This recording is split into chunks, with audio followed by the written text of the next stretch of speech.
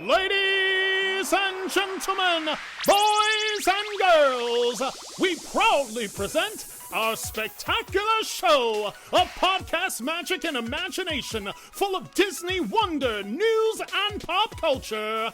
It's the Main Street Electrical Podcast with Jenn and David Dollar. Well, hi, Kyla. Hello there, David. It's the Main Street Electrical Podcast. Are you not going to sing as Jenn does? I can't sing like that. No, I cannot do that. Not a lot of people can sing like Jenn. Celine Dion listens to Jenn and she's like, I wish I had those pipes. Jenn should have had the residency in Vegas. Really. Probably should have. She should be working at the Sphere right now and not on a cruise, which is where she is, by the way. If you're missing Jenn, she is on a cruise. She is, of course, she's the owner of Upon a Star Travel and Concierge. And because of that, she gets invited and gets to do a lot of things, which is why she travels a lot. This year especially, I think she's mentioned this year she's traveled more this year than a lot of times. But that's because we're so successful. Upon a Star Travel is so good that we keep getting invites to stuff, and it's great. So, but joining me on the show is what I almost call now our third co-host. We just kind of bring her in here and there as we need to. And of course, it's Kyla Melberg from Upon a Star Travel. How are you, Kyla? I'm great. I'm very festive today. I see that. If you're watching on YouTube, you see now, are those the gingerbread ears that belong to your daughter that you? Yes. I steal them last year and had to replace. Outfits. Yeah, you lost them last year and had to replace them. Yes. Yeah. I was on eBay feverishly during a Christmas party, oh my god, I just lost her ears, I have to get new ones. Now, Kyla and I, of course, she's been on the show several times, but to set it up, we've been friends for a long time. We became friends as soon as I joined the agency. We just clicked, and now she's on the podcast, and I keep roping her in. And earlier I was like, can you imagine 6 months ago you'd be a YouTube and a podcast fixture now? And she's like, no, but here she is. So yes. So how did you Disney this week? All right, so I was thinking about that, and this is not exciting at all. I did the laundry from my Disney trip. I was like, oh no, you're going to drink water and spit it all out. You're taking a sip of your water, don't spit it out. So I find I'm so slow to do laundry after a trip. So I'm finally just doing the laundry from my Disney trip. It's not exciting. I booked some Disney, but really it's just getting the laundry in order. It's very boring. And see, I'm opposite. Whenever I get home, I throw those suitcases in the bed, open up, and I pull everything out immediately. I throw everything in the baskets. I want to unpack those suitcases as soon as possible because I wash everything. I don't care if it's clean or dirty. If it's in the suitcase and comes back, it's dirty. Everything gets washed. Stephanie will have articles of clothing she'll put in certain pockets or outside pockets of the suitcase. Don't wash these. Don't wash those. Okay, these are fine. Are you sure they've been in the suitcase? No, I will unpack the morning after I get home, but the laundry does not get done forever because laundry is just the bane of my existence, and I hate it. Well, this time especially because I had to air the suitcase out because I had clothes that were soaked and had to be dried off, spread out all over the Animal Kingdom lodge room that I was in. Just socks hanging on the chair. There were shorts hanging on the couch. And we'll get to that. The monsoon cruise, as I'm calling it, but we will get to that. We're going to talk about some of the experiences that we, the two of us and others in our Upon a Star Travel group, got to experience over the last few weeks.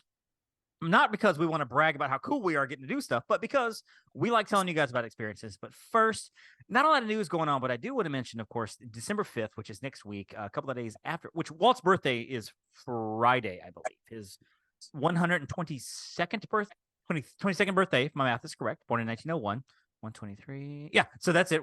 122nd birthday. And so a couple days after that, on December 5th, Epcot is opening up the Dreamers statue. It is a gold statue of Walt there at Epcot. It's going to be in the World Garden neighborhood. I don't know the neighborhoods yet. I don't. It's still Future World and World Showcase to be. But when the walls come down, I think we are all going to have a much better idea of where these neighborhoods are. Well, that and the walls are being pushed back, by the way. They were opening. I saw the other day that some of the walls have been pushed back a little bit. There's some walls, you know how they'll take them down and put up the shrubbery, the basket. They roll the bushes in front, the bush wall. They have some of those set up now. Exactly. They have some of those set up now. So you can kind of see behind there or whatever. But the statue is opening up on the 5th. I cannot wait to see this. I'm happy I'll see it in February when we all go, because I imagine there will be a mad mob of people trying to get the statue, trying to get pictures of the statue. I mean, it's a statue. It's going to be great, but it is just a statue. It's not like, it's a ride or anything. Everybody's going to be there for the selfies. Yes. Yeah. And I'll get it in February, which I'm sure the line will be there too. The PhotoPass photographers will be out. I don't know if you can, like with the statues in Magic Kingdom with Roy and Minnie, you can actually walk up and sit on the bench with whatever. I don't know that this is going to be like this. If you can walk up to it, or if it's going to be a rope in front of it, I have no idea. I don't know, but it looks pretty cool. On the opposite coast, however, completely different manner, we had a naked guy in Small World. This is one of those. Okay, so I don't know if these things have been happening forever. With the advent of social media, especially in the last couple of years, we're able to now see all the things that are happening. We got people getting out of boats for cucumbers. We got people drinking out of fountains. We got people diving into the Epcot waters on a dare. And now we have somebody at Small World climbing out of the boat and disrobing until he's completely in his birthday suit as he walks outside of the building. Now, there are obviously jokes to be made. However, if you watch the video, there is a glaze over this guy's face. I don't know if there's some sort of mental issue going on, some sort of addiction, whatever. This was not well. This guy was not well at all. Oh, it was sad. I honestly think, aside from, something happening because of this glaze, like he was on the biggest trip of his life. And I'm not talking Small World boat ride. Like, I think he had quite a bit of maybe shrooms or something, and then went on this ride. And I'm sure, like, if you're tripping, I never have. Pretty sure you probably haven't. Like, Small World has got to be this crazy experience. It's a little sensory overload. So I can only imagine if you're tripping, like, you're like, oh man, I want to like get in this, like with like like the British soldiers, and I want to go like climb through the jungle, and that's exactly what this guy was doing. Well, honestly, though, if I'm going to climb out of a vehicle, it's going to be Spaceship Earth, because I want to walk on that sand, or I want to get up close to some of the quote unquote fire or whatever, or the Roman Empire, or Man, we have never talked about this. Like, what ride would we actually get out of the boat for? Or Pirates of the Caribbean, you can walk up the steps and stuff and everything. I've always wanted to, but I would never do it. Even on Spaceship Earth, I always want to reach over and touch the sand. I don't even know if that's real sand or if it's just like plastic molded to sand. I don't know. Like one of the early scenes where you're getting to the Roman Empire and there's like the three of the council sitting there together and all that. And I mean, I would never do it. Or take a selfie with the scientist lady with the big afro and everything. Take a selfie with her by the desk. Her bright yellow tights. I've seen people at Halloween parties dress up like her at Mickey's Not So Scary Halloween party. It's a fantastic costume. It's amazing. I could not pull that off, but it's cool. So not sure you could pull it off, but it looks cool. You'd have a tough time pulling that off. So yeah, I mean, I'll completely make fun of the cucumber lady, and I'll completely make fun of the guy who jumped off the bridge purposely into the water at Epcot, because those people are idiots. This guy, I hope he gets some help. I really do. I have a feeling he'll never come back to Disney, because that's called trespassing. And he was arrested, obviously, for lewdness or whatever. But it's strange story. The video is really hard to watch too. Yeah, the video is hard to watch because you hear in the background the cast members yelling, and please sit down, sir, please sit down, please, whatever. And it's like, and he just keeps like climbing over everything. I'm like, oh my God, you're gonna knock off the dolls. Like Mary. This is uncomfortable. It really is uncomfortable. It's uncomfortable for anyone to watch. Final thought here. I saw the movie Wish last night. Disney's Wish, not The Wish, which is of course the ship, but Disney's Wish. And I don't like the fact that we've got these names going on here, because I'm afraid that there's gonna be so much confusion. Yeah, I saw the Wish, the ship or the movie. I don't know. And so I'll give a quick review of this movie. Now, let me first of all say, and this is gonna sound horrible when I said it like this, but I liked this movie. So everything I say in the next 60 seconds is going to sound like, wow, he didn't like this movie. I did like this movie. So let me go ahead and say that up front. I'll talk about the bad first. There's some good, and I'll talk about the bad. The bad is, I think this movie is very average. I found it sort of boring to begin with. The songs that for me also were very unmemorable. I walked out of Frozen. I was singing Let It Go for days. I walked out of Moana. I'm like, what can you say, but you're welcome. And Kanto, that Very Magical song is still one of my favorite Disney songs. I love that song. It's just, they're so peppy and so great. Every song sounded the same. And I remember I messaged you and a couple of other people last night during the movie. I'm the only one in the theater, by the way, so I'm not bothering anybody. During the movie, as a song was completing, the third song of the movie was finished. And I'm like, I literally don't know the song I just heard. I could not sing you a bar of the song I just heard, because I'm like, it's like I immediately forgot it. There's nothing memorable about the songs. The way it's set up is Asha is a princess. Well, she's not a princess. She is a village team, and she lives on this little island where King Magnifico kind of rules the island. And so far, he's a wonderful king. What he does is he collects wishes from people, and when you give your wish to King Magnifico, his magic will take that wish and put it into a physical orb, and he holds them in this big room. And once or twice a year, he will have a ceremony. He will grant those wishes. Once you give your wish, you forget your wish. You don't know what you even wished for. So he holds them secret, holds them safe. And there's nothing in the trailer. I mean, there's nothing I'm going to tell you that's not in the trailer. But Asha finds out that he is sort of nefarious with these wishes and not doing good things with these wishes. And so it's her job to figure out how to get these wishes back to the people. It's a decent concept. It's a little kind of a strange concept. So switching to the good, it is part CGI and part hand-drawn animation. And at first I was like, this animation is not very sharp, but I also realized I'm so used to computer animation that's so like, not just Pixar, but like really sharp animation that this was somewhat of this is kind of a throwback. Okay, it's not, it's almost like Rapunzel and Princess and the Frog, where it's got some of that mixture of hand-drawn. So the animation was okay. The voice was fine. Chris Pine does Magnifico. Oscar winner Ariana DeBose does Asha. Alan Tudyk is fantastic. Do you know who Alan Tudyk is? I do know who he is. Okay, Yes. Why he's not a Disney legend by now, I don't know. But he does Disney voice work all over the place. He does several voices in this. The star, I think, is the one that they're really pushing to be like the breakout quote unquote star, the little yellow orb running around. Yeah. So I mean, she makes a wish right now. Exactly. Asha makes a wish to the heavens about Magnifico, and the star comes down to assist her in her quest. And so he's a cute little guy zipping around. Valentino is the goat. That's Alan Tudyk. I kind of liked him better. I thought he was fun. It is nice, however, to see a classic villain. We haven't had a classic villain in a long time, like one really bad guy that we might see in the park. I mean, actually, like as part of the villain lineup, Chris Pine does fine. His voice is not that great. I was getting shades of Pierce Brosnan and Mamma Mia when he was singing. I was like, okay, you're muddling through this. You're making it happen somewhat. You're getting there. You're getting there. I'll give you kudos for that. Know he could sing. I didn't know he could sing either. I'm not sure that he can. The bottom line is the kids are going to love this movie. I think your girls will love this movie. The movie was fine. There's nothing to me remarkable about this movie. There's nothing I'm walking out going, that movie was amazing. It was groundbreaking. This is going to be a classic. This is, to me, it's just okay.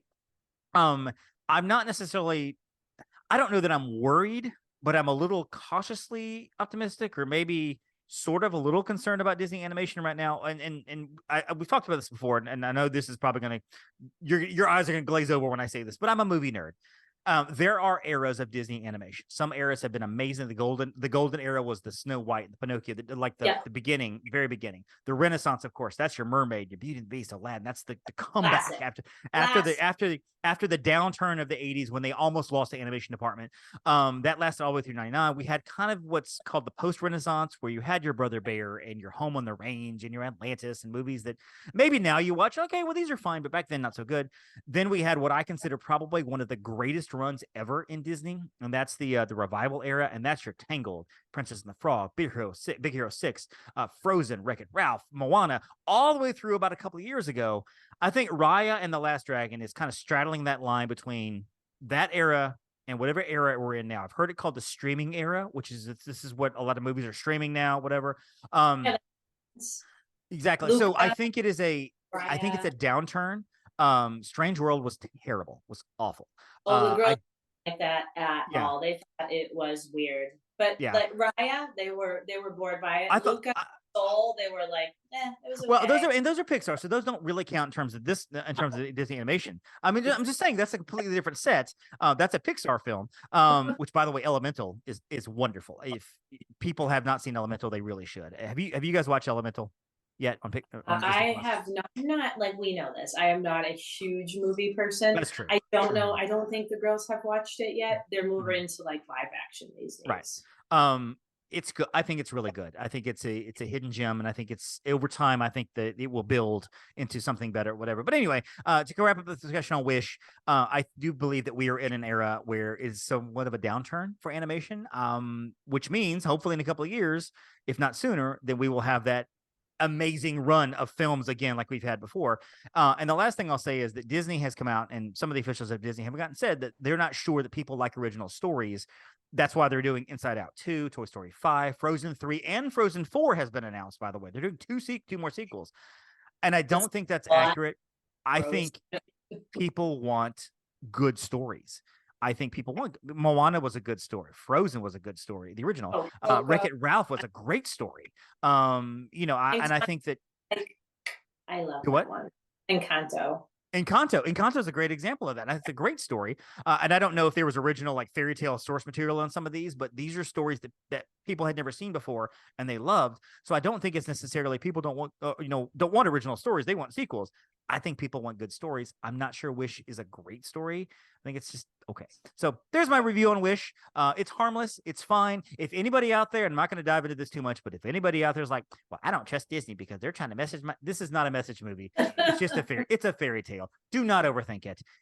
Take your kids to it. If they like it, great. If they don't, great. But don't give me the whole like, I don't whatever. Don't do that. Don't do that. I do think it's a weird concept from how you describe it and from what I've seen in previews. But I do love that song.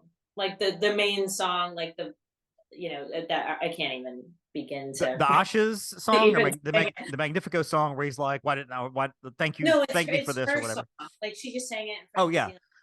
Like I remember the song in my head from last night, but I don't remember any of the words. I can't. I do like that one because I think that's a powerful song. But that's unfortunate if like the rest of the music can't back it up because it's like an all-encompassing thing. Like the story needs to be good, the characters, the music, and if it's just like one song, like it's great. But well, when it comes on streaming in a couple of months, definitely check it out and let me know what you think. So, I'm sure girls will watch it because it's all over the place right now. So so let's turn now to our trip, and of course myself and Kyla and several other people from Upon a Star. Not even an official agency. It's because we like each other so much. We decided to all come together, and Kyla and our good friend Agent Alexa, the Downeaster Alexa, decided, hey, let's plan a weekend in November. We'll invite some of the team. If y'all want to come, great. If not, that's okay too. And everybody was like, we'll come.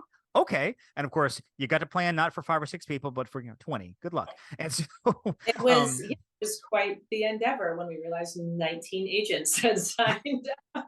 But it was a blast, and kudos to you guys for handling that because you had 19 different people with 19 somewhat different agendas. A lot of agendas aligned, but sometimes they didn't. And it was like handling who wants to do what versus I'd like to plan this dinner for everybody versus, you know what, y'all just figure it out. You're grown adults. We can do our own thing. I mean, just it's so kudos to you for that.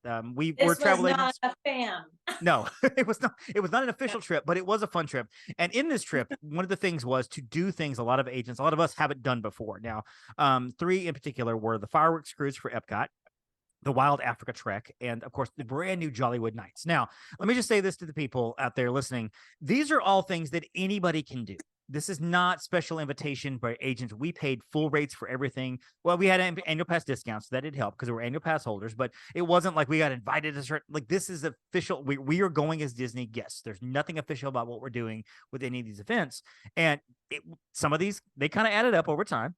There were 3 events I had to pay out of pocket for, but I was able to do it over the course of several months because Jollywood came open on June 29th, I believe. 6 months ago. Yeah. And then the Trek and then the cruise all came open like 2 months ago. So I was able. So for people out there going, my gosh, he's blowing money like crazy. No, I spent it over time. It was a little bit of time.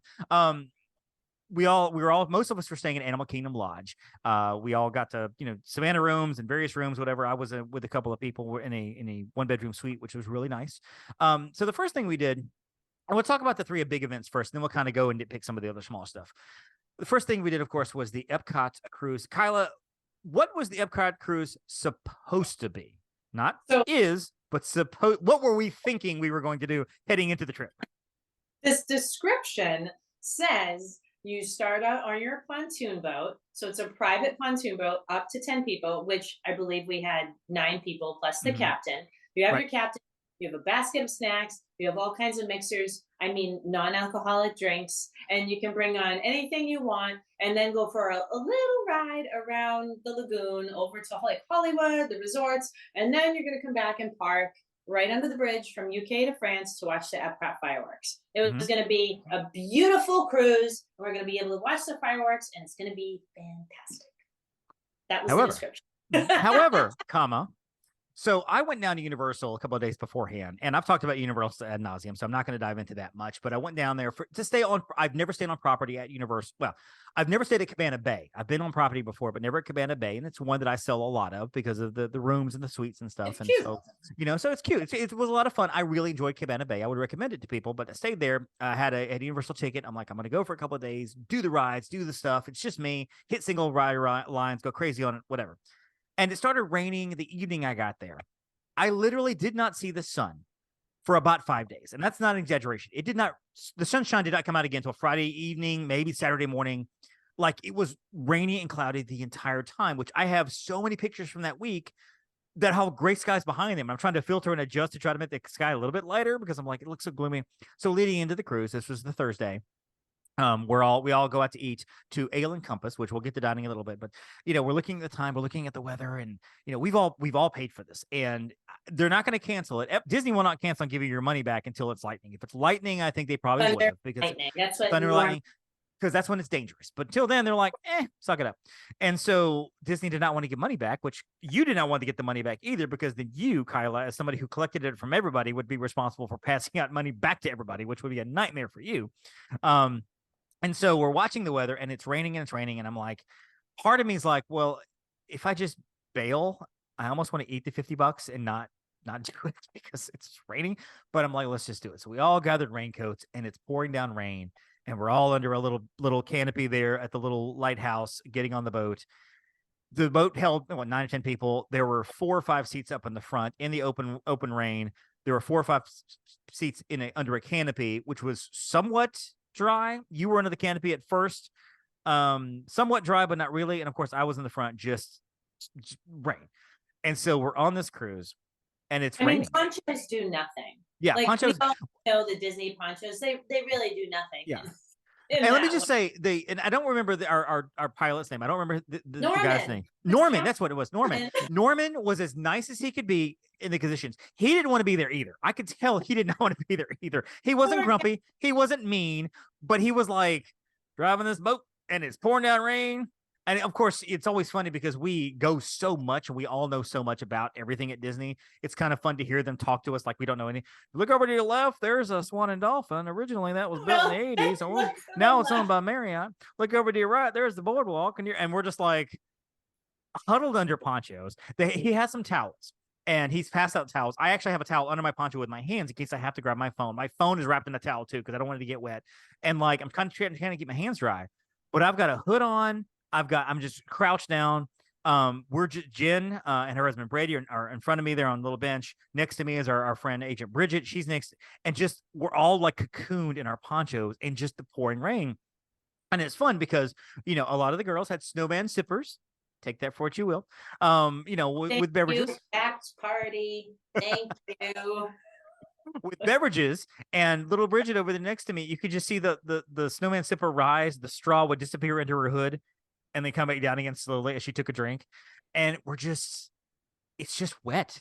Like, if you're and I think I've said this before, if you're in a parking lot or something, you're trying to run to your car, eventually you can get to a shade. You can get to a shelter where you're out of the rain. On a boat, there's nowhere to go. You're just wet. No shelter. No shelter from the storm. No shelter for the storm. And it was just, I don't want to say it was miserable because of the company that we kept. I mean, it was some great people. We were making jokes, having a good time, laughing at the misery that each of us were experiencing at the time. Poor Cliffy sat down in a puddle of water when he changed seats because we tried to switch around some. He sat down. Basically, there was a puddle of water in the seat, sat right down. He was like, yep, there's the water. And just, the boats went under the bridge. As you said, we got some relief. We were able to pull the ponchos off or the hoods off. And he has a cooler out there full of like Cokes and waters and stuff and just tons of snacks. He's like, y'all get whatever you want, take them with you, whatever. So we're munching on snacks, and we're all able to kind of breathe a little bit, watching the fireworks. And he attached us to another boat that was next to us, and Epcot Forever. I've never seen it. I got my chance to see it was now because on December 5th, it's Harmonious. That was it, so we got to see it. And then we went back in the rain. I mean, it's. Hope you enjoyed it. That's your one and only time you see Epcot Forever. Like, I don't know. I cannot remember a time when I was that wet. It was insane. Like, Alexa and I went back to the room. Like, so we all went back to our rooms after that. Alexa and I go back to the room. We were literally like, I can't stress this enough, peeling the pants off. Yes. Like, literally peeling them off and wringing out our sweatshirts. I was wringing out sweatshirts with Meredith in front of the lobby because we were just like literally just soaked. Yeah. And it was crazy. But then, that's the night we went to Victoria Falls Lounge, right? And like we were Right. able to like warm up a little bit and reconnect and be warm and dry clothes and whatever. But that was just an insane experience that I'd love to do again when Yes. it's dry. Yes, I would love a do-over on this because it was just wet. And it is one of those reminders to people out there when you have experiences like this. I mean, we made memories. We made core memories. Wet core memories. Yeah, that's what I Like was yelling at you guys. if you imagine making Inside core Out with that ball of a core memory, just imagine water dripping off of it. That's it, right? It was. I don't know that I would do it again in the rain. I think if it rains next time, we should discuss. Okay, what do we do here? Do we just bail? What do we do? But I was also peeling my socks off, and I was draping them all over the room I was sleeping in. Eric, who also was one of my roommates at Animal Kingdom, he had the bedroom, and he had clothes draped all over the bedroom, just hanging up everywhere because everything was so wet. It was just ridiculous. And it rained in Epcot all day too, so we were in that, and just it was that was a long day. I mean, it was Yes. a great day. It was a Mhm. long day in the rain. I mean, we went. Where did we go? We were in Connections for a little bit with Nikki. We were in La Cava in Mexico for a little bit, Right. just like feel like to get out of the rain for extended periods of time. Yes. So you can have fun in the rain, but just know that, when it rains, there's nothing you can do. I mean, you can't control the weather. It is what it is. You have to prepare for it. So there's that. So a couple of days later, we got to go on the Wild Africa Trek. Now, the Wild Africa Trek is it's an event. It's a small group of people. You have up to 10 people, which sometimes they will allow 11, which they did with our group because we had 9 of us and they stuck a couple on the end of us, West and Josie, which, by the way, Remember the name. to them. I don't know if they were in the honeymoon or engaged or whatever. They were a couple, obviously, but that's all I know. So much love to them. There were 9 of us there, and they had a group one, but later on they had 3 people, and they gave 6 people to them. So they kind of mixed their groups up, so that trio had 6 people with them. So we went early in the morning, and Wild Aqua Trek is one that takes you behind the scenes somewhat. Like you basically, you're in a vehicle, you get off, you walk through a gate into the woods. There's a hiking trail back there. It's not really hiking. I mean, it's through the woods. There's roots and rocks and stuff. So be careful, but you get to see the hippos. Sometimes you get to feed the hippos, which the hippos were not getting up for us. I found out later on they did for the other group, but not for us. You get to cross did not want to wake up. No, they didn't. I mean, she was like beating a little drum there and trying to wake up and everything. You get to cross a rickety bridge over some alligators, which is nice. It seems scary, but there's none of this that is scary. You are harnessed in, everything is fine. So don't think, oh my gosh, they were above. There was no danger whatsoever. Yeah, like fully geared up. Like connected multiple times. Like that was a crazy little vest that we had on with like all the hooks and pulleys and everything. Right. And so we walk through that, and then you kind of go through the woods again and everything. They tell some stories. They talk about the animals and stuff. And then you have a great little brunch on the savannah. So if you're ever in Kilimanjaro Safari and you're weeding through the savannah there, you look over at the building, we see a bunch of people look like they're eating. They are eating. That's the people from the Wild Africa Trek. Kyla, your thoughts on the Wild Africa Trek. Number 1, why did you want to do this? And number 2, what did you think about the trek itself? I have wanted to do it for years. Kids cannot do it unless they're 8 and older. So I have a couple of years to go on my little one. So I just thought, and Alexa thought the same thing, like, let's offer this to the group because it's a crazy fun experience that's just going to enhance our clients' vacations, basically. And like, lo and behold, I've, not that I've sold, but I've booked 2 clients for it because I was just like, this is like an amazing experience to go behind the scenes. Like I love animals, not so much like Animal Kingdom, we know, is not like one of my favorite parks, but I do love animals and I always appreciate the safari. So being, that close to the animals, like geared in, walking the bridge over the crocodiles. Then we had this private safari where the 10 of us were in the van just by ourselves, which was awesome because we could go kind of like off-roading on the safari that regular Disney guests are on. Right. So we got like that much closer to the animals and the giraffes when the caretaker was like feeding them and they were like literally just like walking right by our faces. So that was great. I mean, and the lunch was delicious. Like I could have sat there all afternoon eating like hummus and little chicken wraps and the charcuterie that they gave us. Like, it was so good. Like, I thought the whole experience was fantastic. I would do it again in a heartbeat. And it's not in every trip because it is expensive, but like definitely, like, I'd love to bring dad. Like, that would be like a great experience to do. So I was really excited about it, and I think it 100% lived up to its name. Like, it's wild, it's crazy. You quite literally are wrecking through the back roads of Animal Kingdom, like through these trails and like Mhm. literally off the beaten track. And that was cool. Yeah, I agree. I find it like I did it a long time ago in 2009 or 10 when they first introduced it, and we got an introductory price of like 120. It's somewhere around 200 now per person, maybe a little bit more, depending on the time of year. I think it's going to be more expensive in say spring break than it would be in September. But expect to spend 180 to 200 per person on it. Don't think you're going to walk out of there for $100 each. But so it is pricey, but it's about 3 to 4 hour experience.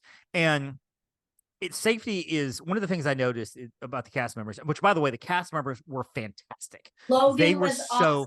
good. Logan and was it Daniel was the other guy? Daniel, Um, Aaron, we, both yep. Aarons. Yeah, we had we had a couple of main guides that was the whole time. They were taking pictures as well. We had a couple of people that kind of came in and out depending on where we were on the trek. And they were just wonderful. They were telling stories. They were very lively. They learned everybody's names right off the bat. You have your little name tag and stuff, but they learned your names because we had to take our name tags off on certain things because there's a risk of them falling off. And they remembered everybody's names, which was a ton of fun. That they could do that. But safety first on all of this. Like, there's no part of this where I felt like they were cutting a corner to the point where I don't want to say it was over the top because that sounds like it was like I didn't like it, but it was some of like, is this really necessary? But okay, cool. We're doing this. I mean, like Yeah. stepping behind a certain line. Okay, you make sure you unbuckle this first before we do anything else, or give me that. I know you have a khaki shorts, cargo shorts button pocket to put that in. Give it to me instead, just in case. Your phone has a strap on it, like they gave a little strap for everybody's phones and stuff, which I still have on my phone. Oh, The first time I did it, you couldn't take your phone, which I think I may have had a flip phone at the time. I have no idea. But now they will allow you to take it, but you have to strap it around your wrist. You have to secure it to your body at some point in some time, as you're going to, because they don't want to run the risk, number one, of you getting hurt or falling or doing anything bad. Number two, of anything falling into the enclosures where an animal could get to it. And so safety was just number one key. Whenever we did the rickety bridge, they would only let 2 people on the bridge at a time. Somebody would come maybe 3/4 of the way before the next person would start. And, you had to stop and start and stop. I was highly impressed with the safety, which is understandable. It's Disney, but highly impressed with how they did it. And for me, I'm a picky eater. The lunch was good. I didn't think it was great because I don't like hummus. And there are certain things like the fruit cup had a lot of melon in it and stuff. But there were certain things I wasn't sure that I knew what I was eating, but it was delicious. And I'm like, I'm eating this anyway. It's really good. The chicken wrap was delicious. The shrimp was really good. the shrimp was really cool. Just know going into it, if you're like, yeah, I like burgers and chicken fingers only, you're going to have an issue with lunch. You may want to make other arrangements and see if they'll bring you, they'll keep your lunch for you. There's a locker at the very beginning where you put everything in your locker except for maybe your phone, any car keys, any extra stuff you have, bags and stuff. The lockers that you put in there. Overall, I mean, it was a great experience, and I really, really enjoyed. Again, this is like the cruise. It's fun to do, but it's fun to do with people you want to be around and want to do it with. Because now, again, we have core memories, and I keep going back to that, but that's what Disney's all about. It's making those memories. And it's Christmas. You can buy a ton of stuff that for the kids and for the adults, they're going to be like putting on a shelf or in a closet or something. Or you can give something like this and talk about it for a long, long time. This is something that I would love to do again with a group of people. I do it with the same group. My wife would love to do it again. But I really had a good time with this trek. So thank you, Kyla, for you and Alexa for putting this together and setting this up. Because I never would have thought about doing this for this group. So good job on that. So fun. Thanks. So that's Wild Africa Trek. Let's talk about the third big event in our venture here. Now, we talked about this on the YouTube show, Travel with the Stars. That's what it sounds like. Sounds like a lounge singer. Travel with the Stars on YouTube, which comes out about every week or so. And Kyla, I call it the Kyla Show because I feel like you're on every episode, but there is a rotating cast of characters, that talk about different travel things. And so we'll talk about Jollywood, and I'm actually on that one in either an episode that's been posted or will be posted upon a Star Travel on YouTube. Go find it. But probably so, because Jen usually does them a week in advance and then puts them out when she's gone, because right now she's on a cruise. And so Jollywood Nights. This is an event, brand new event that Hollywood Studios is going to was putting together for Christmas. This is not Mickey's Very Merry Christmas Party. This is something a little bit different. And so it's more, I don't want to say it's adult oriented. It feels like it's more geared toward adults. A lot of the rides are open. A lot of the rides were walk on, so kids can do the rides and stuff. But of course, some of the appeal of it was, and I'll run through some of these things. They had the Tip Top Lounge, which is what the Tower of Terror had. In the story, people were in the Tip Top Lounge. That's where they went to get their drinks, and they're swerving on or whatever. And that's when the lightning hits the tower. That's the whole story. So they opened up the Tip Top Lounge there in the courtyard. With the Brown Derby had their special menu as well. There was on Commissary Lane in front of the ABC Commissary. They had like a La Fiesta festival thing with different food items and such. Pixar Place had Edna Mode and Frozone. They were over there meeting people. There were characters all over the place. Random characters like Santa Duffy and Santa Stitch, Powerline Max and Mary Poppins came out. They were rotating some characters through. Trying to think what else was on the agenda. There was the nighttime shows. Nighttime shows, yes, right. The Muppet Show, which is the Muppet Variety Hour, hosted by Kermit and Piggy, and of course we had the Nightmare Before Christmas stage show, which was in the Frozen Theater, the Hyperion Theater. And the problem was, I don't say problem. The big thing was the first night was kind of a tire fire. It was just awful. I mean, everybody was talking about how bad it was. The lines were terrible. It was chaotic. People were not getting anything done. Even the cookie that was supposed to be there was like an hour-long wait to buy a cookie, which people said wasn't that good at the time. And so we had tickets for the second night. Basically, the entire group, for the most part, was going. Everybody was going to this thing, sold out party. And so we were cautiously optimistic because over the week between the first one and the second one, Disney had reached out to a lot of people. I had heard a lot of people say that Disney called them about their event, about their tickets, about saying, hey, what did you like? What didn't you like? Finding out what to do. And I love the fact that Disney was like, we screwed this up. Without saying we screwed it up, we kind of screwed it up. Let's fix it. And what were your impressions, Kyla, on Jollywood Nights? I loved it. Loved it, and I definitely want to go back next year for it because I think because Disney made the effort to smooth things over between the first party and the second party that we were at, it just made it that much better. Like I felt like nobody was there. Like when we were over at Baseline or getting our pictures with Mary Poppins or at the Latin Fiesta on Commissary Lane, there was nobody over there. It was crazy. And, like some parts were a little bit more congested because I think people wanted to be at the Tip Top Club. Like they wanted to see the Muppet Show. Fairfax is there. There was drinks next door or whatever. So that's like a little bit more congested. But generally speaking, I felt like it was an empty park with everybody dressed up. These like great holiday decorations and music playing. It was snowing. Like you have the projections on Tower of Terror. You have, the Tip Top Club. You have the Brown Derby. Everybody has like Christmas, old vintage Christmas songs playing, and the food and drink were there. Like I thought it was a great night. Like it was one of my favorite, like kind of like, party / after hours events that I've been to at Disney. It might be my favorite. Yeah, it was a lot of fun. I think it was a really, really good event, and I think it has the potential to be a very great event. And I'm hoping by next year, maybe even the end of this year, they'll add a few more things in. I think they addressed one of the big problems, which was the lines. And what I'd heard from people, not that the events themselves, the things going on were bad. It was just getting to them were bad. The people were spending an hour and a half of Brown Derby trying to get food. The lines to get in or to get your wristbands were like an hour long, the cookie line or whatever. And Disney addressed all of that because when we got there, the line was backed up. It was a long line when we all arrived. Yourself, Agent John Eric, and Alexa was with us and whatever. And I'm like, oh my gosh, here we go. There's the line. It's starting. Great.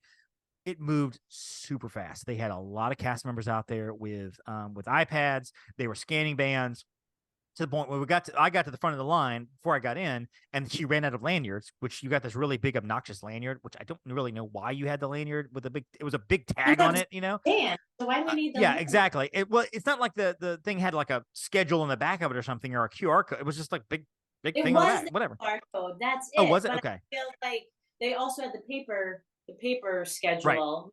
Right. I appreciate more like yourself, like paper schedule. I like paper. Right. Yeah. Constantly looking at my phone for it.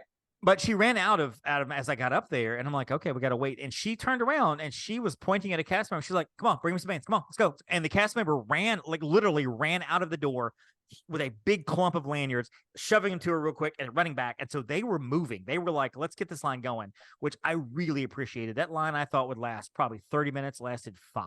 We were in. We got to the Tip Top Club, which again, long line previously. Now, granted, we got there early before the party started. And so we were close to the Tip Top Club when the party started, when they started letting people in. If you'd gone to this later on, I think it would have been a much longer line, but they had 2 bars set up. They were serving drinks pretty fast. They had alcoholic and non-alcoholic beverages. I'm not much of a drinker, but I had sunrise, twilight, sunrise, whatever, the purple one. It was so good. I could have had 4 of those. It was so good. I'm glad I didn't, because I don't want to be a buzz at Disney. I'm sure that you would enjoy watching David Allen be buzzed at Disney, but but yeah, it was really, really good. There was a band playing.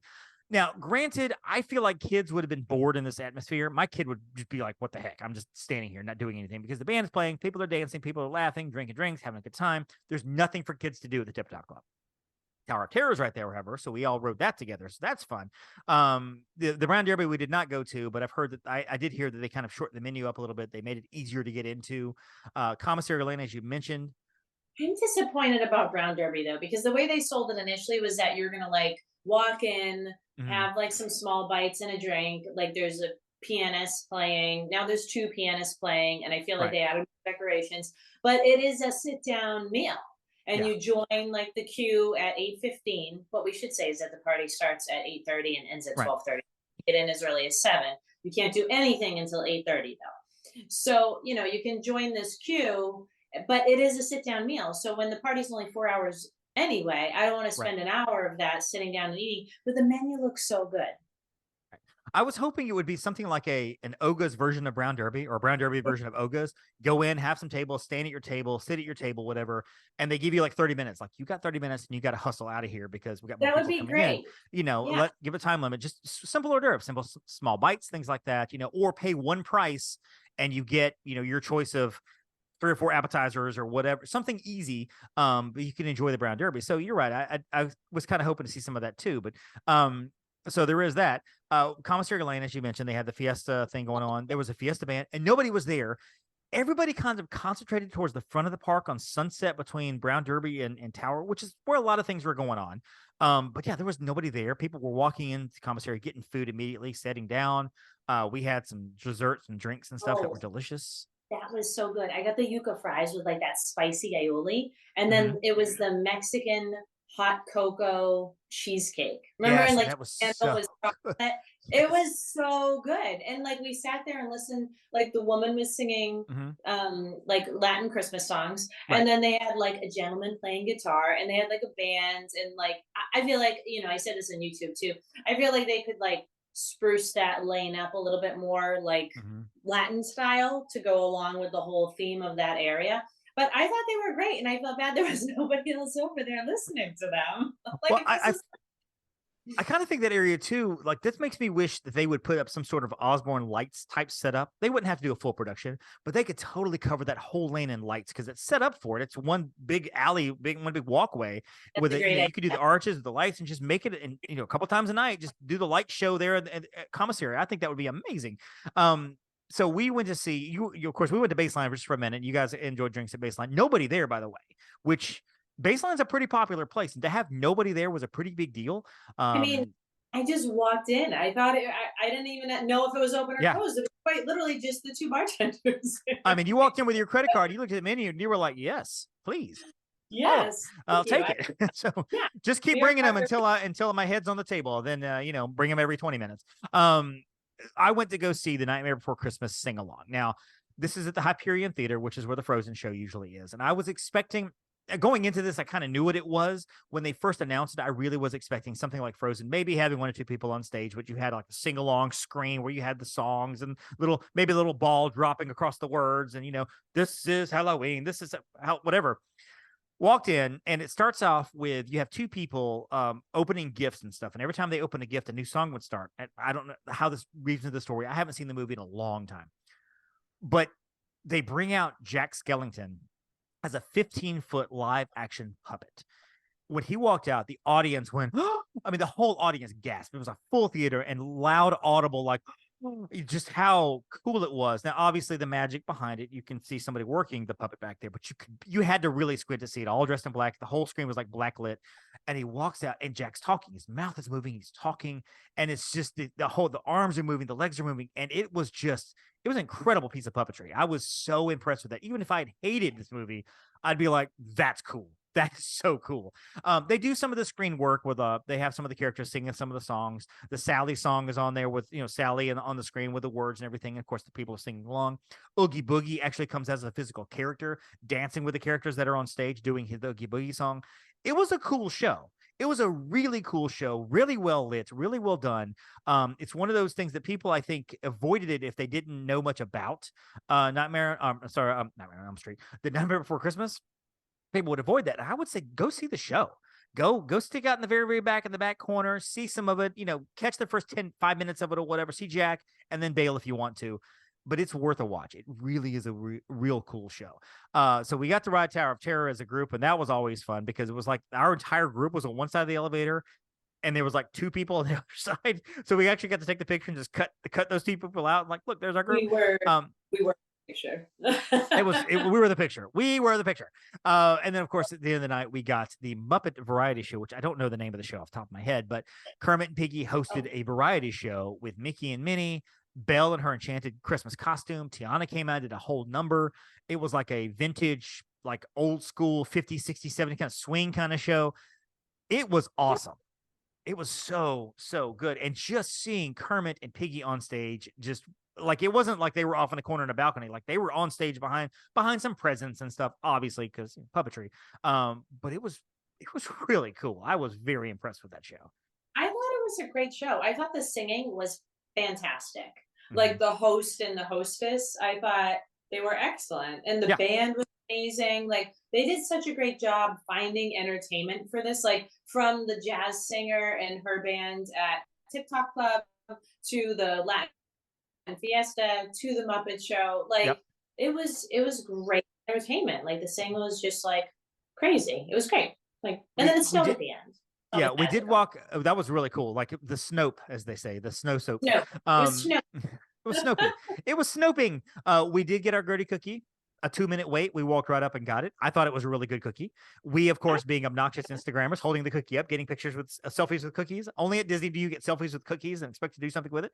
A dinosaur cookie, no less, with like a Santa hat on. Yes, I know. That was really fun. I do kind of wish that was a gift with purchase. Like you purchase your ticket, you get a Gertie cookie. There's a whole kind of conversation to be had about whether, they should be doing this. That's on the YouTube show. We'll talk about that on the YouTube show. Go catch that. But yeah, it was a good event overall. I was very happy with the event. I really feel like Disney, in a very short amount of time, turned that thing around like that. There probably were meetings. There probably were people in boardrooms going, we need to solve this like right now because we're getting killed in the press. 100%. Like I was so pleasantly surprised at the difference in hearing the reviews from the first party and then being there and like I was like waiting for lines and there never was. I mean, our popovers line, like we waited 5 minutes. I had a couple throughout the night, waited 5 minutes, not even. I mean, commissary, I walked right in and up. Like you said, baseline, no line. Tip Top, I think, was like the biggest problem for at least the bar the first night. And the second night, you came down 2 lines, ordered your drinks, come up the middle. Like it was perfect. Like that went so well. Again, with Tip Top, if you go later in the evening, you probably will have a longer wait. We got there early. The longest wait I think that I experienced, and I think all of us can say this too, was for the Muppet Variety Show. And it was about a 20-minute wait, but we got there early in the front of the line so we can get a good seat. We were probably 5 or 6 rows back. It was a perfect seat for this show. So, had you come in, waited 5 minutes, you could have come in the very back and, you're going to wait longer for a better seat, which is what we did. It was great. Now the characters were there. The characters they had advertised were Powerline Max and Phineas and Ferb. And there was 1 or 2 other characters they advertised. I think the lines for those were so ridiculously long. They brought in new characters as well to incorporate. I know Poppins and Penguin were there. We caught Jiminy Cricket, which was a great moment because you're not a fan of characters necessarily. You're not like, I have to meet characters. So when Jiminy Cricket came out, I told Jiminy that my friend Kyla needs a hug. And I'm like pushing you out there. And of course you got your hug from Jiminy, which made a wonderful picture, by the way. That is like I met with my friend Molly today, and she's like, "You need to frame that." And I'm like, "It is quite the moment that the photographer caught, where I'm like just like hugging him and smiling, and everybody's like around and laughing." And of course, like we had to get our picture with him. Like he's saying "Upon a Star," like that was. I mean, so I get that we had to. Generally, no, I am not a character person. And when they're like live people, like Mary Poppins, like Jen and I went to go see Mary Poppins and the Penguin, and I'm like, this is so awkward. Like, I don't know what to say to them. I don't know how to have a conversation. Like, what's the penguin's name, Mary? And she's like, it's Mr. Penguin. I'm like, okay. No, I don't know how to interact with them at all. It's so uncomfortable for me. Like, so that's why I'm always like in the back of the character photos. Like, hey, I'm over here. I mean, I'm not going to say that I made that Jiminy moment happen for you, but kind of. You're welcome. Yeah, you kind of did that push. You're welcome. I mean, I had to physically assault you to get you over there. Get over there. And so, Jiminy, hug her. They also brought out Santa, as I mentioned, Santa Stitch was there. Snow White and Dopey had come out as well. And these aren't really like go meet Snow White over here and go meet Jiminy over there. It's just the areas they just had random characters come out. And I think Jiminy went away. And I want to say that maybe Duffy came out. And so random characters are coming out through the night, which was really cool. And who knows who they're going to add. I think this is a great potential to bring out rare characters. And there's nothing to say they can't just bring out a ton of characters, as we get closer to Christmas, as more people are going to this. So overall, Jollywood was fantastic. I had a good time with it. The price tag, again, it's about $180 or so. So it's one of those things where I'm not going to tell you to mortgage the house to go to this party. If you have the money to spend on it, I would encourage it to consider. Yeah, I would encourage you to consider going to this party. It's not like make or break for your vacation, but I thought it was a good party. I really did. And I'm looking forward to possibly going next year when we all go back in early December to finally see the Christmas stuff, which is a whole other conversation. Real quick, as we end up here, food. We ate several different places. We ate you and I went to Trader Sam's the first night, which was a lot of fun. You kind of have to work your way in there because it's limited seating and they have specialty drinks. If you want to pay a lot of money for a drink, you can get special, like the cast members who do certain things. And it's one of those kind of places where I feel like every cast member in there wants to be there and is having a great time working, I'm just thinking, like, I ordered the zombie drink and he comes up serving it to me with like the googly zombie act. And he's like limping and like acting like a zombie. And I'm like, oh my God. I didn't even know they did that. But what we should say is that it's also at the Polynesian Resort, and it's just a door hallway. It opens at 4:00. So if you're not there at 3, you're not going to get in until 5 or 6 anyway. It's usually a 2-hour wait. But you put our names in at what, like 11? About 45 minutes early. You were on your way. You had just come into town. You dropped your bags and you were like, I got to go meet my friend David. And so, and so you're like, I got to experience some Disney. I'm tired of traveling. So yeah, you were on the way and I got a name in and we got in very shortly after. I think we, took pictures of the Polynesian and then went right on in. So yeah, don't expect to walk right in, get your name on the list, give yourself an hour or so. Don't go far because once they call you back, you have 15 minutes to return. So if you're like, hey, I'm gonna put my name in, we're going to go ride Space Mountain. No, if they're going to call you, you'll be coming off Space Mountain. And you're like, yeah, I'm not going to get it. So just a word there. Alien Compass, we did eat there. That's at the yacht. It was a yacht club. The food was good. Disney, the service was okay. We had a large group. There were like 15 of us or whatever. So there is some of that. The service was just okay. Not everything can be winners. It's fine. Nomad Lounge, we ate Animal Kingdom. Always good drinks. Always a good place to go. I enjoy going there. That's always fun. Like sitting outside, watching the little like boats with the characters go by, the flotillas, if you will. Right. When I'm not hanging out with my family, it's always fun to go to Nomad Lounge. So that's fun. We had dinner at the Edison, which is at Disney Springs, which is always a good time. And Edison is one of those. It's almost like a steampunk kind of vibe. That's exactly how I describe it. Yeah. The candied bacon is the big famous appetizer there. And they have these bacon hanging off a little clothesline strip they bring to you. It's good. It's pretty good. I had a burger, which was huge. So Edison, I thought was great. They have the shot fairy. Is that who it was? Raina. Yes. Now she walks around. She offers 2 different kinds of shots and a non-alcoholic shot as well to people. I had the $5 non-alcoholic, and you can do whatever you want to do, cheers or just try them. And one's glowing green and one's glowing red and blue. She's great. She's literally dressed as a Christmas fairy. She was fun. And everything. Making bank, by the way, because she's walking around selling these shots for $10 a pop. he made like $400 at our table. I mean, just at our table alone. So that was a little nuts. She's great, and she asked. Yeah. Yeah, And that's so fun. I love Disney Springs. yes. Wait, can I just talk about my meal there because it's my favorite and I get Yes, it please every do. time, Please, and it's please. so good. Mhm. It's the organic, and I'm not just calling it that. That's literally what it says on the menu. Organic tomato soup and grilled cheese, and the grilled cheese has like 3 cheeses in it, and it's like literally a whole loaf of bread, and it's Mhm. so delicious and like the best meal there. That's all. I don't That's all. like tomato soup. The grilled cheese, however, is good because I had basically taken a bite or taken a piece of like 5 people's different grilled cheeses and stuff. And like everybody's like, "You want a bite of this? Sure. Want a bite of this? Sure. I'll take a bite." I mean, so that's really good for me, is being able to nibble. And so because I think you offered me some of yours too, because you're like, "I can't finish this." I'm like, "I I can." cannot finish it. It's like the size of my computer. Like It's a too huge much. grilled cheese sandwich. I mean, for the price you're going to pay for it, it needs to be, but it was a huge grilled cheese sandwich. I had the calamari though. The calamari is really good. I am a big fan of calamari, and ordered it, and I had some little sauce there on the side, which was delicious. I'm not a spice fan, but the sauce was not spicy at all. And so if I can eat it, anybody can eat it. I feel like a 4-year-old has better spice control than I do. I'm like, I can't do it. I can smell spice coming. I'm like, that's gonna be spicy. I can smell it. So Edison was good. Jock Lindsay's Hanger Bar, always decorated for Christmas right after that.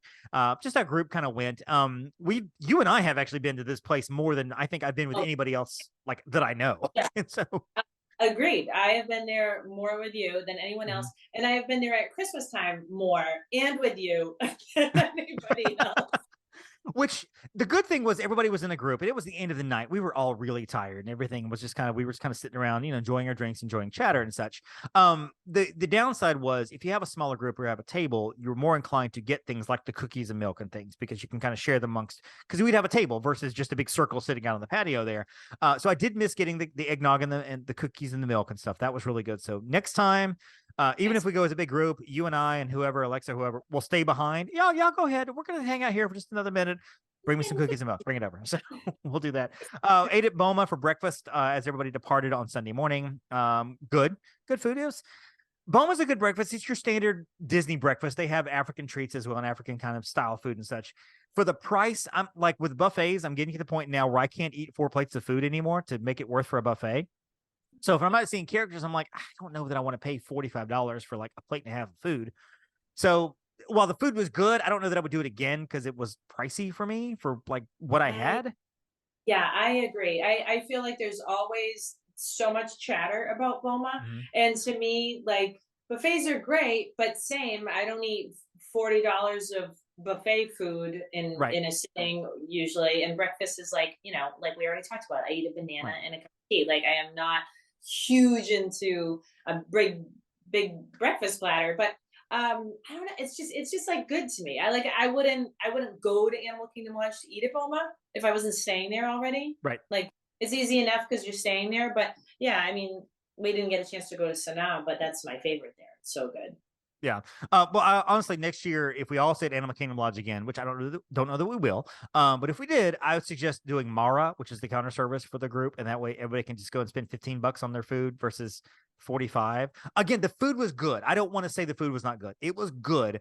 But if you're not a buffet person, I used to be. I'm not anymore as much because I just don't need to eat that much because it hurts me at my age, and so it just does. I'm like walk around Magic Kingdom going, oh, I had like 7 Mickey Wobbles. I would rather go somewhere where I pay one price for a prefix menu where I get my choice of entree and then my choice of this, that, and the other. Anyway, good food, blah blah blah. Final thing, we ate at Italy. We ate the counter service there. We had some pizza. I'd never had the pizza there. I've never purchased it, and I still haven't purchased it because I ate some of yours and ate some of Meredith's. Which is fine because it was like the size of my head. Yes, very thick pizza. You can go up there if you don't want to go to Via Napoli because the counter is located right there by Via Napoli. If you don't want to go, you can't go into the restaurant itself to sit down to have a big meal. Go get a slice of pizza there. It's big square pizza. It's very thick, very cheesy. I'm glad I didn't have a whole piece because walking around Epcot, can you imagine walking around Epcot like in July eating that pizza? No. And then this was like the perfect time of year. And you know what? It was like I wasn't even going to go to a park on Sunday, and you guys were like, "We have an annual pass. You have 2 hours. Like, just come to Epcot with us." And I was like, "Yeah, right. Like, why wouldn't I?" And I was like, Kyla, drink. You were like, I'm in. Let's go. That hard iced tea from the China kiosk is so good. With the little bowls. Of course. Yeah, but it was like a beautiful day to take a walk. So we go to Epcot, and then we end up having these like slices of pizza that Meredith led the way, by the way, Yes. because she was like all about that. So we just like follow Meredith, like doo, doo, doo, doo, doo, halfway around the world. Jen's like, wait up, wait up. And it was so good. Like, and the fact that they have like the umbrellas there with the chairs, like it's just like such a great place to Mhm. like sit and eat and Yes. enjoy the pavilion. Yeah, there was now the trip overall. There's so many little moments that we could talk about. Champagne here and drinks there, and we got to meet here, whatever. And the show could go on for another 2 hours, and we won't. But there's our kind of our wrap up review of a lot of places. A final thing I do want to mention though, you and Alexa got to go at Haunted Mansion, which apparently it broke down. You guys were taking forever, whatever. While you were doing that, however, I got to experience something I've never experienced before. It is Imagineers, when they did this, is just remarkable. They set it up to where one time a year for about 15 minutes out of the entire year, there is a special hidden Mickey that appears in the queue of the Little Mermaid attraction. It's the way the sun comes up. You have to have scientific degrees to figure out the angles of the sun. The way the sunlight comes in, appears on the wall for 15 minutes, and then it's done. I'm like, we're here. This is the 18th. I've got to see this. I don't care if I don't see the rest of you guys the rest of this trip. I'm going to see this stupid hidden Mickey. And so you guys went to birthday. Is it always exactly? It was Mickey's Mickey's birthday, November 18th. Yeah, that's the way it's set up. That's the way it's scheduled. Around noonish, noon 15ish, something like that. Every year. And if it's cloudy or if it's raining, you don't see it. It's not there. And so I went. They actually had a special line for people because cast members now know. And I don't think they announced this when it happened. I think when the ride opened, people were like, what's today? The 18th, Mickey's birthday. Oh, look at that. And I think it just kind of became something over the last 3 or 4 years. Cast members now know because I walked up and I was like, can you tell you're looking for the Mickey? Yeah. And show me where the line, you go through the line and they have a special line off to the side. Very well done. Josh, if you're listening to this, commend your cast members on the 18th of November because you had several people stationed around. It could have been a total chaos wreck of a scene because there's so many people wanting to see this. And basically, they hustled people through there. You walk through that area, take your pictures. And the cast member was like, all right, guys, take a picture and let's go. And they were nice about it, but it was like, get your pictures and go. Get your pictures and go because you had a lot of people waiting to see it. And there's a window of 10 to 12, 15 minutes. That's it. And if you're at the back of that line, there's no guarantee you're going to see this at all. So we were there. Meredith was there. Of course she was there. And also our agent Melissa was there too. So we all got to be there and we all got to go together and get pictures and stuff. You walk up. I was there probably 12, 15 seconds, had my camera ready, had my filters ready to go. Took like 5 or 6 pictures. A lot of people, as you walk through, they were off to the side getting pictures of it as well. It was really cool to see that moment. I mean, it's not that impressive of Mickey. It's just like the shape, and you've got like a hidden Minnie there as well with some jeweled colors or whatever the way the sun comes through the scenery. But it's a cool thing to be there for. It's a nice thing to be there for. And I don't know then when I'll be there again because if we do all this again next year, we're talking about early December, so we can be there for the Christmas stuff. Because a lot of the Christmas stuff wasn't out yet. Gingerbread House was, a lot of the gingerbread and chocolate things were, but like Animal Kingdom Lodge, their tree was going up the day after we left. Good job, Kyla. I know, we just missed it. But I feel like if we go like early December, yes, the trees are up, all the decorations are up, Festival of Holidays, that's a whole other show. Like, all these things are going on, plus Jollywood. So it'll be fun. We'll be able to do that hopefully next year. And my kid, happy birthday to my son Campbell, who turns 12 the day after you guys hear this. On December 1st, he turns 12 years old. He's going to be at Disney World. He's actually at Disney World now with his mom and his grandmother, a trip that I was going to go on. But my beloved wife was like, well, you just went with your whole team, so you're not going to go on this one. So the good news is I've got 7 days around the house by myself. This is day number 2, and I'm already working on cleaning the house up. I got to decorate for Christmas, clean out the garage, retool my office, and see a lot of movies. That's what I'm doing. And podcasting, of course, because that's what happens. So, Kyla, anything else you want to throw in real quick on about the trip itself that we need to know? I think we cover everything. I think it was a fantastic time. I think everybody had a great time. I think we picked, if I do say so myself, like good excursions to go on. And I think it just kind of leads the way for the trip next year. Like, this is what we liked. This is what we want to do different. This is what we want to do new. This is what we want to do again. And that was great. I had so much fun. Consider yourself lucky out there if you have a group of friends, a group of people that you like so much that you're willing to do all these things with, including go on a monsoon cruise with. Aside from my own wife and kid, there's nobody else I would rather have experienced this trip with than our dear Alexa and Jen, Brady, and whatever, and Kyla. And so I think that's a good place to stop. Kyla, where can we find you online in your wonderful Instagram, which I follow daily and basically heart and like everything you put up because I'm, as the Moana mom, quasi producer Heather says, I'm a Kyla groupie. It is what it is. So I make no bones about it. Where can we find you? I appreciate that. It is Disney Geek 27 on Instagram. And Facebook, it is my name, Kyla Melberg, travel agent at Upon a Star Travel. Those are my two things because I can't handle any more social media. Very cool. Find me on Instagram at The Magic on $1. Find me on Disney, on Facebook at Disney on $1 and Magic on $1 as well. I got 2 platforms. How I ended up with 3 platforms, I have no idea, but here we are. So of course you can find Upon a Star Travel in all the places, TikTok and Instagram and all the places like that, and find the show, the MSE Podcast, mostly on Instagram. We do a little bit on Facebook, a little bit here and there, but find us also at themsepodcast.com. That's the website. All the show notes are all the stuff there. Kyla, shout out real quick to the you shouted out a business a little earlier about something we did on the trip and was kind of blocked out. So give that shout out again. Oh, Packed Party. That's where I ordered the snowman sippers, which by the way, an entire bottle of wine. Yes, I watched that happen in action. So very good. I bought those for the girls on the cruise. I bought the snowman sipper for each girl going on the cruise. Sorry to the guys, but I didn't think you were going to be sipping out of snowman sippers. Ultimately, Brady did, but that's fine. Yes. So, Packed Party is this women-owned small business, and they have the cutest, like, I don't know, I would call them essentials, but I consider a snowman sipper essential for the holidays. So they have all these essentials for like parties, holidays, everything. I had pumpkin pie sippers for Thanksgiving, like a little slice of pumpkin pie. It was like a little sipper. So they're great. Packed Party. Look them up.